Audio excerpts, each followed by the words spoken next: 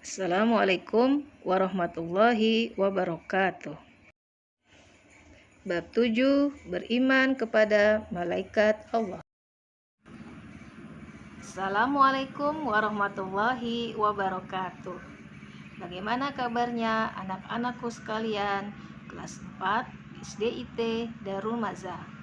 Semoga kalian semua diberikan kebaikan dan keberkahan oleh Allah Subhanahu wa taala. Amin ya robbal alamin. Berjumpa lagi dengan Bunda Nurma hari ini.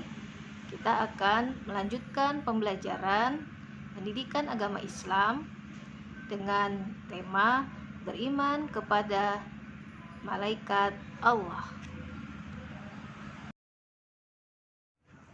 Anak-anakku sekalian, Allah berfirman dalam salah satu ayat dalam Al-Quran, yaitu dalam surat Al-Baqarah ayat 285 ya. Mungkin ayat ini sering kalian baca ya saat berdoa setelah sholat ya. Jadi Allah berfirman, kullun amana billahi wa malaikatihi wa kutubihi wa rusulih ya, yang artinya semuanya beriman kepada Allah, malaikat-malaikatnya, kitab-kitabnya, dan rasul-rasulnya. Anak-anakku sekalian, beriman kepada malaikat adalah salah satu dari rukun iman yang ada 6 itu ya. Nah, kenapa kita harus beriman kepada malaikat? Karena malaikat adalah salah satu makhluk ciptaan Allah ya. Dan makna beriman adalah diyakini dengan hati, diucapkan dengan lisan, dan dilakukan dengan perbuatan. Nah, ketika kita beriman kepada malaikat, artinya hati kita meyakini bahwa malaikat itu ada, kemudian lisan kita mengucapkan, mengakui ya, bahkan kita membaca ayat-ayat Allah yang mana artinya untuk mengimani kita kepada malaikat Allah ya. Kemudian bagaimana dengan perbuatan? Nah, maksud dari perbuatan di sini adalah kita harus meyakini bahwa dengan perbuatan kita yang baik maupun perbuatan kita yang buruk, maka sesungguhnya semuanya akan dicatat oleh malaikat Allah ya. Nah, anak-anakku sekalian, bagaimana ya cara kita memaknai keimanan kita kepada malaikat? Yang pertama, kita harus meyakini juga bahwa walaupun malaikat tidak kelihatan, kita harus meyakini bahwa malaikat itu ada ya. Apalagi setiap manusia itu di sebelah kiri dan kanannya ada selalu malaikat yang menjaganya ya. Untuk apa? Yaitu untuk mencatat segala amal perbuatan manusia. Nah, catatan ini nanti akan dilaporkan kepada Allah saat bisa setiap hari ya, maupun di yaumil akhir nanti ya. Kemudian yang kedua,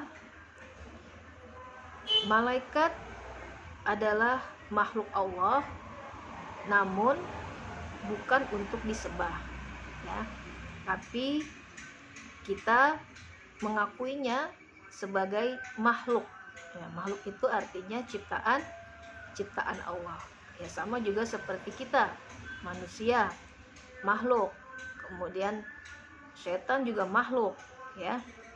Namun malaikat itu punya kelebihan ya dan kebaikan yang Allah berikan kepada para malaikat ya. Jadi malaikat itu dia selalu tunduk dan patuh kepada Allah. Ya, makanya tugasnya malaikat itu adalah dia selalu mengikuti perintah Allah. Ya. Yang ketiga, malaikat itu memiliki sifat-sifat khusus.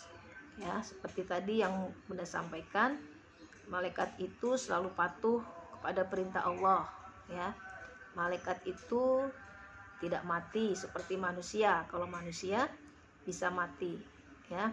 Dan malaikat itu diciptakan dari cahaya, ya, atau nur. Dia tidak makan dan tidak minum, dan setiap malaikat memiliki tugas-tugas tertentu. Anak-anakku sekalian, kita lanjutkan ya pembahasan kita hari ini, yaitu tentang bagaimana mengenal malaikat Allah dan tugas-tugasnya. Ayo, di antara kalian siapa saja yang sudah pernah tahu nama-nama malaikat ya dan tugasnya? Udah yakin ya, kalian pasti ada yang sudah tahu ya. Pernah dengar dong, misalnya Jibril, Mikail, ya, Rokib, Atid, ya, dan seterusnya ya. Nah, kita akan membahas ya apa tugas-tugas dari malaikat tersebut. Yang pertama yaitu malaikat Jibril. Malaikat Jibril bertugas menyampaikan wahyu, ya. Wahyu itu artinya firman Allah atau perkataan Allah, ya, yang akan disampaikan kembali oleh para nabi dan rasul, seperti yang pernah dilakukan oleh Nabi kita Muhammad SAW ketika menyampaikan ayat-ayat Al-Quran, ya. Maka Nabi Muhammad menerima ayat-ayat Al-Quran tersebut, ya, melalui malaikat Jibril, ya, seperti yang pernah dialami pada saat pertama Rasulullah mendapatkan firman Allah di gua Hira, ya. Kemudian yang kedua Mikail, ya. Mikail itu adalah malaikat yang bertugas menyampaikan rizki, ya. Nah, perlu kalian ketahui, rizki itu bukan hanya sesuatu yang bersifat materi, ya. Ya, rizki itu juga bisa kesehatan, panjang umur, ya. Kalian diberikan kecerdasan, kemudahan dalam belajar, ya. Diberikan orang tua yang memperhatikan kalian, ya. Kemudian kalian juga bisa bersekolah, ya. Nah, itu semua adalah termasuk rezeki dari Allah. Ya, oleh karena itu kita sebagai orang yang beriman harus selalu mensyukuri nikmat yang Allah berikan atau rezeki yang Allah berikan. Yang ketiga dan keempat yaitu malaikat nih yang setiap hari ya mengawasi dan mencatat amal perbuatan kita, ya. Nah, oleh karena itu kita sebagai orang yang beriman, kalau meyakini ada malaikat yang selalu mencatat perbuatan kita, tentunya kita tidak akan melakukan perbuatan-perbuatan yang tidak baik, perbuatan-perbuatan yang jahat. Kita tidak akan melakukan itu. Kenapa? Karena kita takut, ya. Karena selain diawasi oleh Allah, juga perbuatan kita akan dicatat oleh malaikat, ya. Nanti semuanya akan diputar kembali, ya, diputar kembali saat nanti di yaumil akhir nanti, ya. Makanya jangan sekali-kali kita melakukan perbuatan yang tidak baik atau perbuatan yang dibenci oleh Allah, ya. Kemudian yang kelima adalah malaikat Ridwan. Nah, malaikat ini adalah malaikat yang wajahnya selalu berseri-seri, ya, tersenyum, ya. Kenapa? Karena malaikat ini menjaga pintu surga, ya.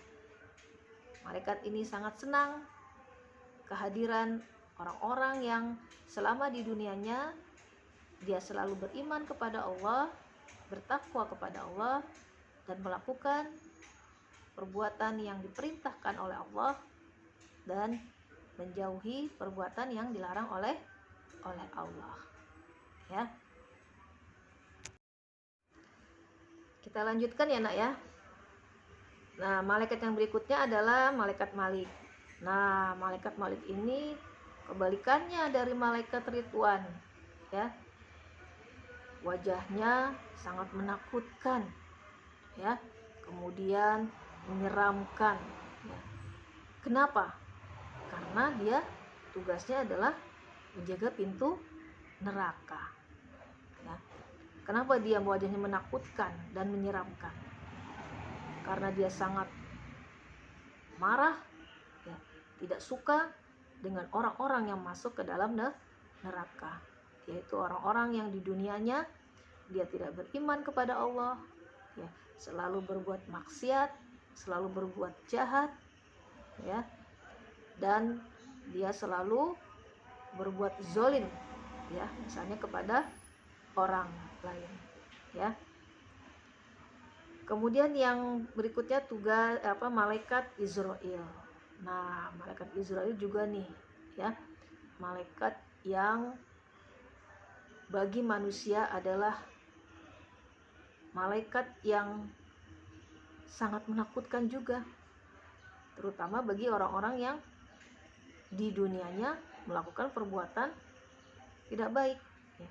Tapi kalau manusia berbuat baik di dunianya, beriman kepada Allah, bertakwa kepada Allah, nah malaikat Israel dia menampakkan, ya, dengan wajah yang berseri-seri, ya. Jadi malaikat Israel itu tugasnya adalah mencabut nyawa manusia, ya. Nah, malaikat Israel ini ketika mencabut nyawa manusia, dia akan berbeda cara mencabutnya, ya. Perbedaan itu dilakukan tergantung dari keimanan seseorang, ya. Jadi kalau orang yang hidupnya selalu beriman kepada Allah, menjaga perbuatan baiknya, maka malaikat Israel akan mencabutnya dengan perlahan-lahan, ya. Tapi kalau orang yang di dunianya berbuat jahat, berbuat maksiat, bahkan mereka tidak beriman kepada Allah, maka malaikat Israel mencabutnya dengan sangat keras dan kasar, ya.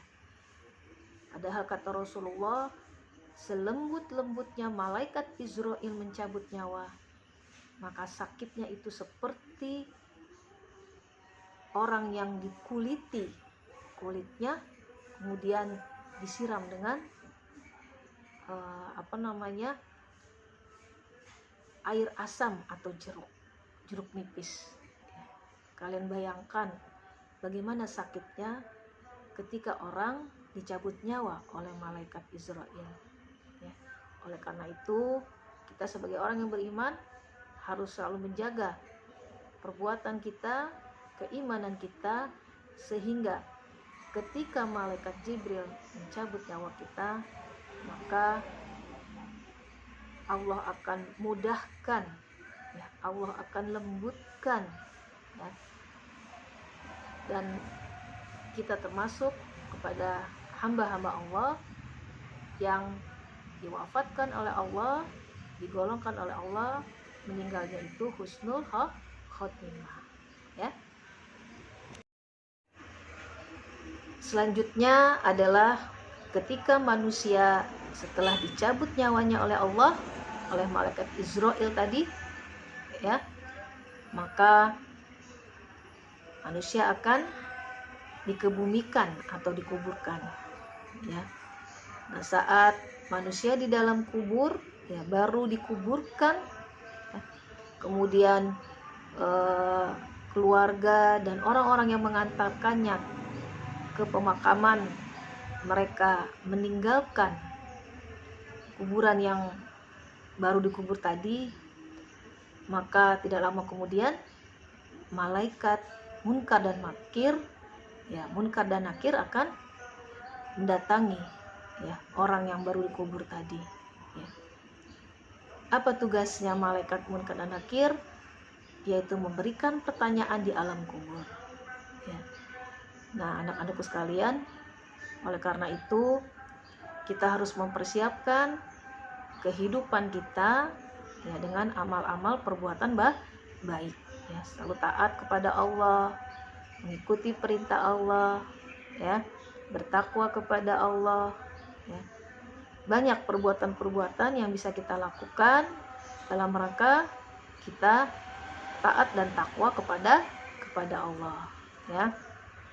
Menjaga sholat kita, yang melakukan sholat 5 waktu, kemudian membaca Al-Quran ya, hormat dan patuh kepada orang tua, kemudian